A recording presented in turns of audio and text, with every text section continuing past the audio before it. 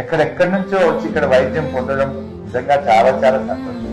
ఇందులో మనందరం కూడా నేర్చుకోవాల్సింది ఏంటంటే ఎవరో ఏదో చేయాలని చూడటం కాదు, ప్రతి మనిషి కూడా తోచినంత సహాయాన్ని ఈ జన్మనిచ్చినందుకు, ఆ భగవంతుడు మనకి ఇంత గొప్ప జన్మనిచ్చి మానవ జన్మని కల్పించినందుకు మనము కూడా ఒక మనుషులుగా తోటి వారికి సహాయం చేయాలి, సహకారం చేయాలనేటువంటిది మనం ఈ ఆసుపత్రిని చూసి శ్రీనివాస్ గారిని చూసి నేర్చుకోవాల్సి ఉంటాం.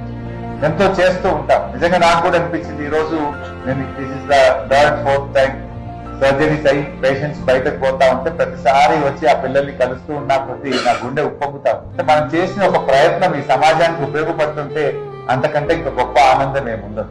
ఎవరిమైనా పుట్టినవాడు గిట్టక మానదన్నట్టు ఈ జీవితం ఎవరిది శాశ్వతం కాదు. నువ్వు ఎంత పెద్ద పదవి అలంకరించినావు, ఎంత ఆస్తి సంపాదించినావు అన్నది కాదు.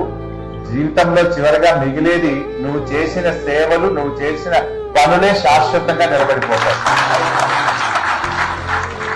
మనం చేసిన పని చరిత్రలో నిలబడుతుంది. వ్యక్తులుగా ఉంటాం, వెళ్తాం, బట్ ద వర్క్ రిమైన్స్. అది ఎప్పుడు నిలబడిపోతుంది. సో ఈ రోజు నేను కూడా చాలా సంతోషంగా నా 1 సంవత్సరం యొక్క వేతనాన్ని ఈ ఆసుపత్రికి డొనేట్ చేయాలని ఐ సెండ్ ద చెక్. ఈ రోజే చెక్ కూడా పంపిస్తాను.